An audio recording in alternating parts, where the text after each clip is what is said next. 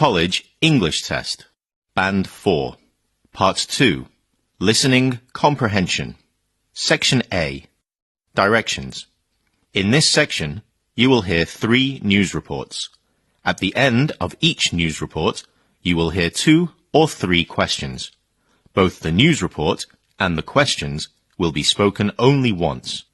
After you hear a question, you must choose the best answer from the 4 choices marked A, B, C, and D. Then, mark the corresponding letter on answer sheet 1 with a single line through the center. News Report 1.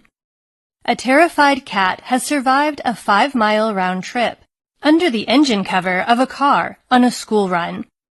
The black cat was found curled up under the engine cover of David King's car when he decided to do an oil check after dropping his grandson off at school in Kent. Mr. King's wife said her husband had come running in and was shouting for me to come have a look. We weren't even sure it was alive, so I gently pushed it with a stick to check it was breathing and saw it was a terrified little cat. It reversed even further into the engine and was stuck. I tried to reach it, but it was too far down, and there wasn't any way I could get it out.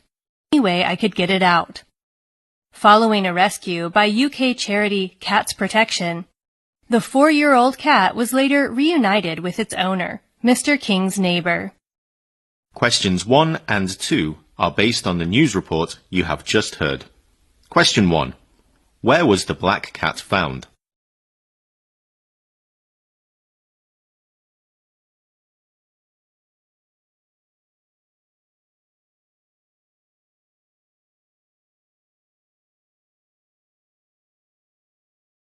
Question 2.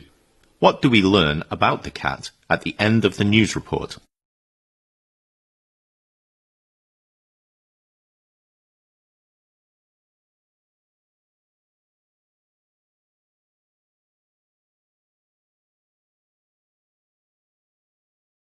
News Report 2. In less than a month, the Special Olympics Spring Games will make a return to Fayetteville. The Games are coming back for the first time in 5 years. The event will take place at Methodist University. Event organizer Benjamin Kowalczyk says he's excited that athletes will get a chance to come back and demonstrate their abilities. Organizers expect about 100 athletes will come out to compete in Fayetteville. They will have a variety of events to choose from, including running, throwing, and jumping. There will also be a fun tent for children. Kowalczyk said it's rewarding to see athletes with special needs triumph in the Games. For anyone who wants to help make this year's Games a massive success, there are still opportunities to volunteer for Fayetteville's Special Olympics. Organizers encourage them to visit the Games website to sign up. Questions 3 and 4 are based on the news report you have just heard. Question 3. What will Fayetteville witness in less than a month?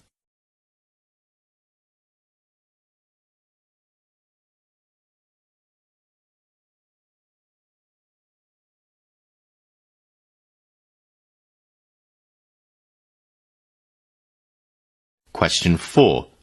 What did Benjamin Kowalczyk say is rewarding to see?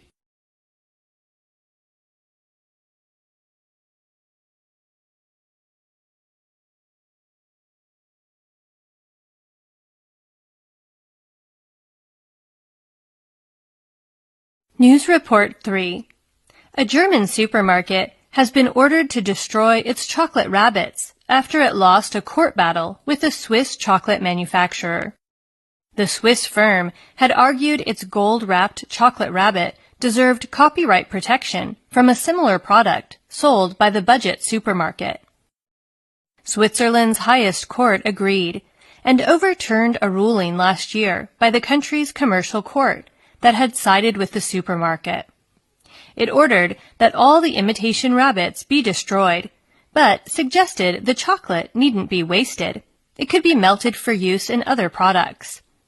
It said even though there are some differences between the two products, there was still the possibility of confusion for consumers. The Swiss manufacturer's rabbit has a red bow and bell, while the German supermarket's has a green bow and bell. The color of the wrapper is similar, as are the illustrations of the features. The chocolate company has been to court before to protect its popular chocolate treat. Last year, a German federal court said the shade of the gold wrapping was also protected. Questions 5 to 7 are based on the news report you have just heard. Question 5. What has the German supermarket been ordered to do?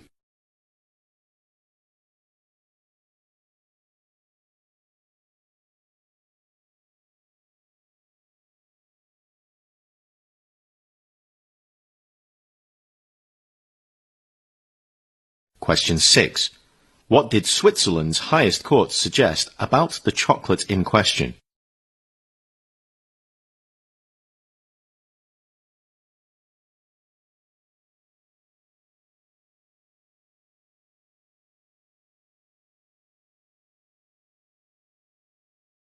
Question 7. Why did Switzerland's highest court overturn the commercial court's ruling?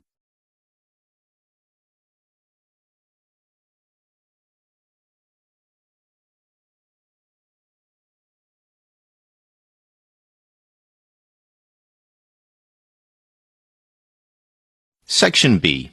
Directions. In this section, you will hear 2 long conversations. At the end of each conversation, you will hear 4 questions. Both the conversation and the questions will be spoken only once. After you hear a question, you must choose the best answer from the 4 choices marked A, B, C, and D. Then mark the corresponding letter on answer sheet 1 with a single line through the center. Conversation 1. Can you please hand me that book over there? It has instructions for making a winter bean salad. My sister's boyfriend is coming over for dinner. He's vegetarian, so I need to make a lot of vegetable dishes. He only eats vegetables, no meat? That doesn't sound like a very balanced diet. How can he get enough protein? What does he do to strengthen his muscles and all that? Apparently, that's no problem. He's explained this to me when we first met. He eats a variety of different vegetables and nuts, especially those with high amounts of protein. It sounds a bit difficult, but he's done his research, I suppose. What's his reasoning for being vegetarian? Is it his religion, health condition, or lifestyle? He's an animal activist. He's always been very sensitive and sympathizes with animals. He's even written to his state senator about the torture of dolphins in sea parks. He says that keeping animals in zoos and parks causes them great distress. That's a little gloomy, but I can understand that to a point. Not all zoos and animal parks have the most favorable conditions. But without them, it just wouldn't be feasible to learn about animals and their environments.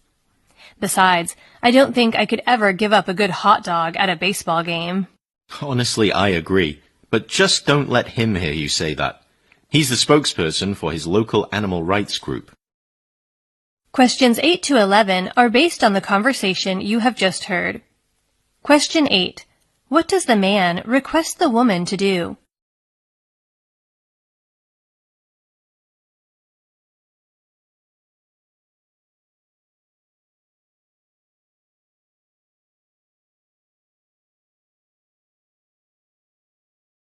Question 9.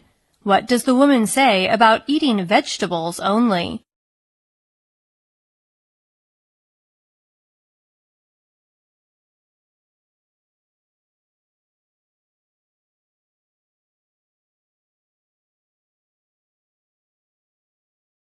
Question 10.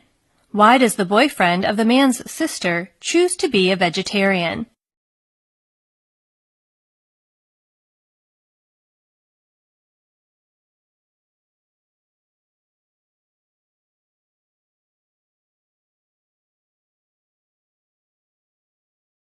Question 11. On what point does the man agree with the woman at the end of the conversation?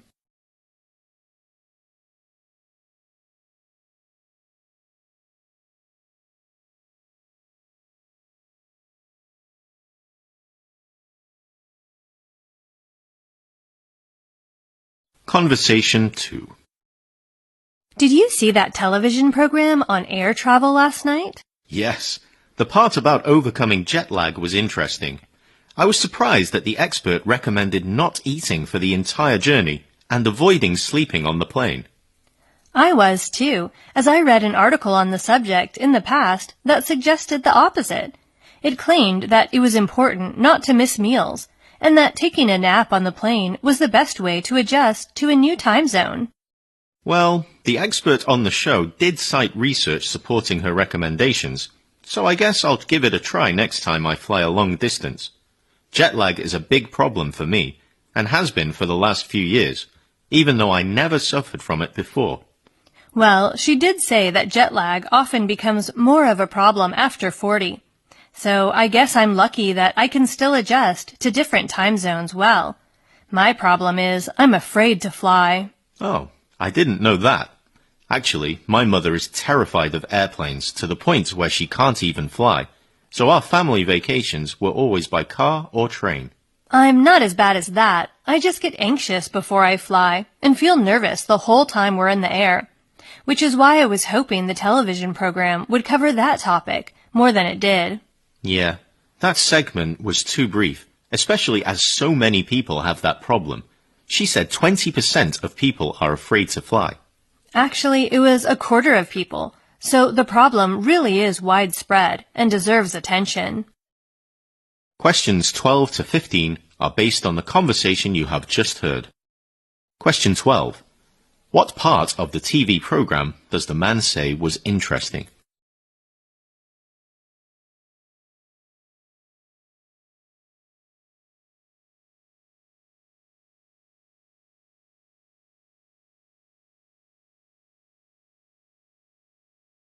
Question 13. What does the man say he will do next time he flies a long distance?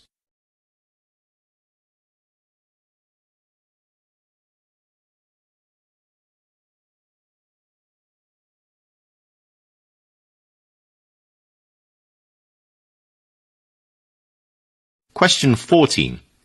Why does the woman think she is lucky?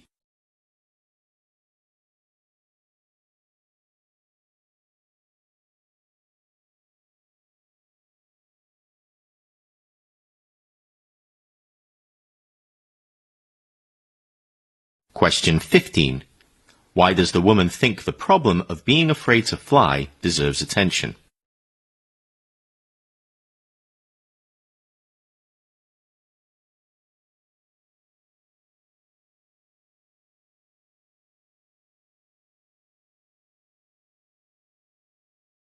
Section C. Directions. In this section, you will hear 3 passages. At the end of each passage, you will hear 3 or 4 questions. Both the passage and the questions will be spoken only once. After you hear a question, you must choose the best answer from the 4 choices marked A, B, C, and D. Then mark the corresponding letter on answer sheet 1 with a single line through the center. Passage 1. The most common question I'm asked always centers around how to get started in user experience design, to which my response is always that nothing can substitute real-world experience. Building the skills required of a user experience designer takes time, patience, and commitment. Higher education is a great way to equip yourself with some core skills, but it will not prepare you for actual challenges you'll face with client work. In other words, being proficient with a design tool and a few methods doesn't make you a user experience designer. There simply isn't a one-size-fits-all process. Being effective requires adaptability, something you don't really learn in school, much less in a 6-month training camp. It's gained through experience on the job and learning what's appropriate given the needs of the project. I found my way to user experience through graphic design, and slowly, over many different roles and experiences, that led me to become a user experience designer.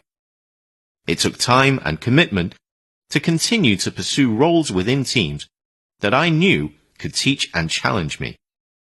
That's not to say that I think my path is the only one. But once again, nothing can substitute real-world experience.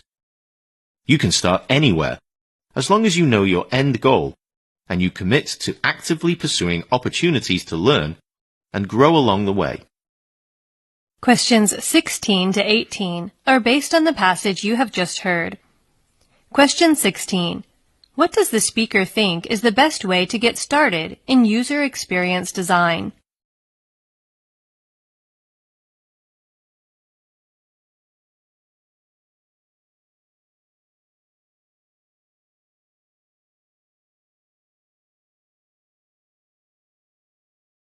Question 17. What does the speaker say being effective requires?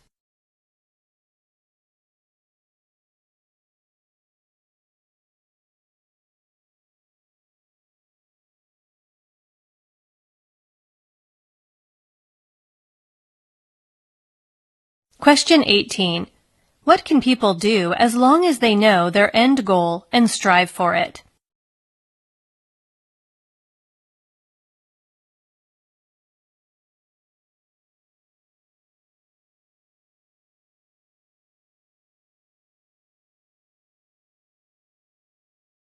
Passage 2. When planning for this year, our principal asked what needed to change to engage students more in their learning.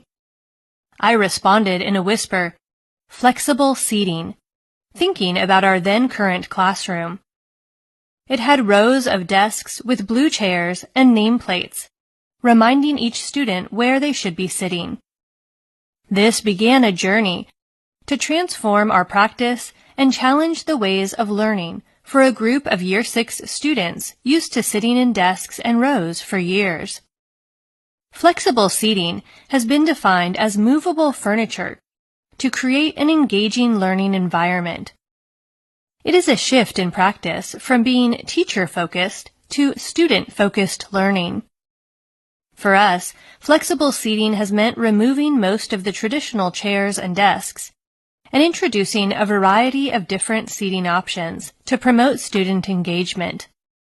The use of rows and their minimal adaptations to U-shape were traditionally intended to maximize on-task behavior and reduce distraction from the teacher.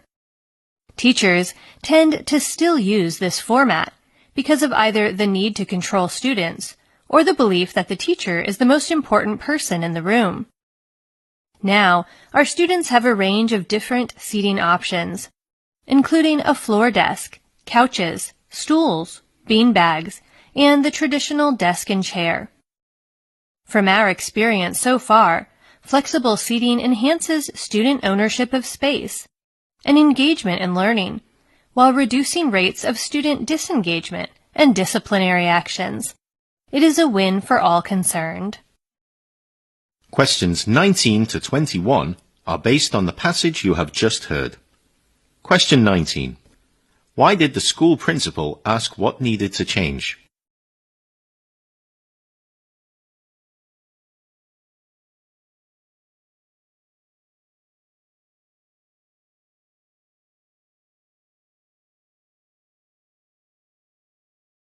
Question 20. What has flexible seating meant at the speaker's school?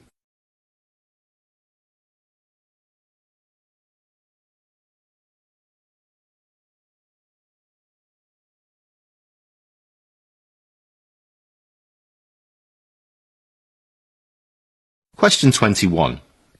What has flexible seating brought about at the speaker's school?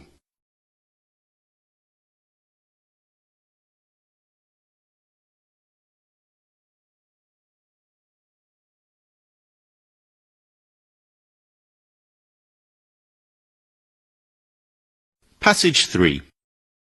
Dozens of British students arriving for their first day of school on Tuesday were sent home over their shoes. About 30 students were turned away from Taverham High School in Norfolk, England. Head teacher, Dr. Roger Harris, confirmed that this was due to a change in the school's uniform policy. Harris, who became head teacher this year, said he notified parents of the updated rules in an email in June. The price of school uniforms can spark panic among families struggling with the high cost of living. Nearly all British schools have uniforms. They cost parents an average of £337 per year for each secondary school child. According to the new rules, students of Taverham are required to wear smart black shoes appropriate for the workplace. Harris held that strengthened rules around school uniforms improved student outcomes and behaviour. But for some parents, the school's restrictions are an unnecessary burden. As annual inflation climbs over 10%, many households are on tight budgets. Private rental prices in Britain rose 3.2% over the 12 months to July 2022, the largest jump since 2016. Soaring energy bills have made things worse. Lucinda May, mum of a Taverham student, said that she had to ask her parents for £65 to buy her child the correct pair of shoes. May said that the school's uniform policy showed a lack of regard for parents dealing with the high cost of living. Questions 22 to 25 are based on the passage you have just heard. Question 22. Why were dozens of British students sent home on Tuesday?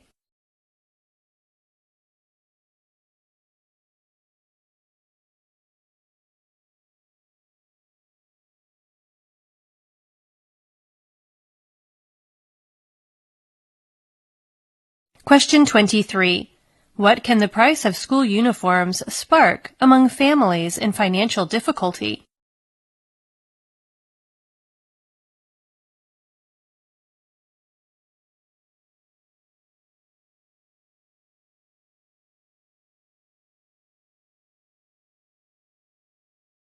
Question 24.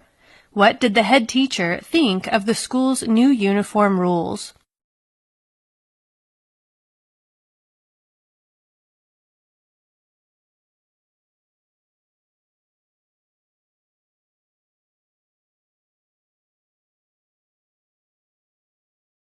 Question 25. What did Lucinda May have to do to buy her child the correct pair of shoes?